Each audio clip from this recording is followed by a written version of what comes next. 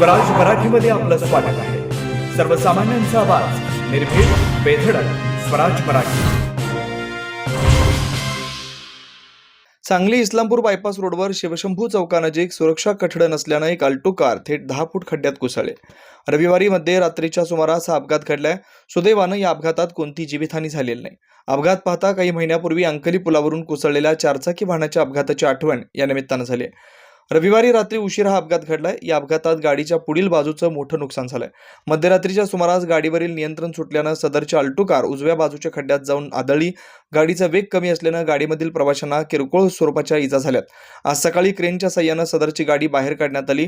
पद्माळे येथील ही गाडी असल्याचं सांगण्यात येत आहे. सांगली इस्लामपूर बायपास रोड जो सांगलीचा मुख्य रस्ता आहे, सांगलीमध्ये येणारे सगळं हेवी वाहतूक या रोडने येत असतं.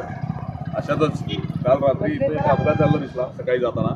रोडच्या पलीकडून वाहन येऊन खाली गेलेलं आहे. या रोडला कुठे एक बॅरिकेटिंग सुद्धा नाही आहे. शासनानं आणि इथल्या संबंधित अधिकाऱ्यांनी लवकर इथं बॅरिकेटिंग करून घेणं, त्यात नशिबानं कोणाची जीवितहानी झालेली नाही आहे. जीवितहानी झाली असेल तर हा प्रकार केवळ म्हणजे एखाद्या कुटुंबाचं घर उद्ध्वस्त करण्यासारखा विषय आहे. गेल्या वेळी 2 महिन्यापूर्वीच आपण बघितलं, अंकली पुलावरून गाडी खाली पडली बॅरिकेटिंग नसल्यामुळे. या अशा कामाला दुर्लक्षित करणाऱ्या अधिकाऱ्यांच्यावर तात्काळ गुन्हे दाखल करावेत आणि या रोडचं योग्य ते जे काही बॅरिकेटिंग लागणार आहे ते लवकरात लवकर पूर्ण करून घ्यावं. या रोडवर पावसाळ्यातसुद्धा लाईटची अडचण मोठी आहे.